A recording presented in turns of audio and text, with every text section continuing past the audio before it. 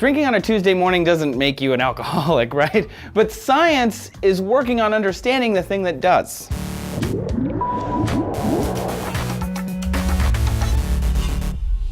Hey everybody, Trace here for D-News. Alcoholism as a topic is kind of a downer, but it's important to understand how addiction is formed and reinforced in the body. As we've learned more, the idea behind addiction has changed. In the early 20th century, addiction was thought to stem from a lack of willpower. But as medical technology advanced and we began to understand how physiological addiction worked, the idea of that changed a lot. The prevailing wisdom today is addiction is created in the brain because drugs like alcohol override the brain's reward center called the limbic system. According to the current model, the delivery of dopamine from the limbic system reorganizes a healthy brain into a drug-addled demon brain. The drug initiates a coup of the executive functions, so people with addiction are physiologically unable to abstain from their habit. Their brain has to get them high. Most of the literature calls it a hijacking. This is pretty extreme stuff. This is where people get the idea of drugs being super addictive even with only one use.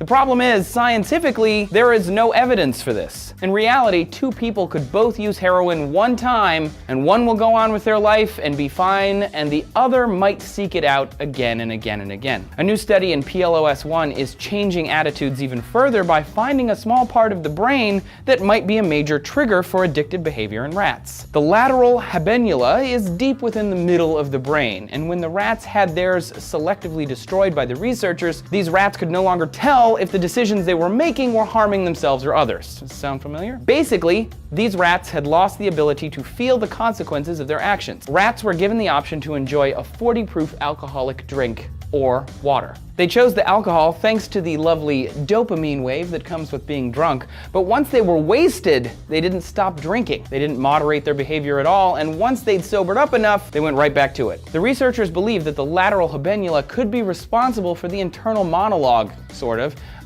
how bad was my drinking last night? Maybe I should back off for a while. I need to make sure this isn't a problem. According to this new study, addiction isn't solely about the brain's reward center. There's also an internal moderation of the effects of that reward. They're not saying that people with bad lateral habenulas are addicts. Rather, that with more information, a genetic profile could be established and we could tell who would be in a high-risk group for addiction. That information could help people and their families make responsible life decisions. Their moms will be so happy. Do you know someone with addiction? How have you helped? Share your experiences with us, because people are stronger together. Tell us about it down in the comments and subscribe for more D-News videos every day. We even have Vine now, so you can see things like that time that Joe Beretta hit me in the face with a pillow. Fun. See ya.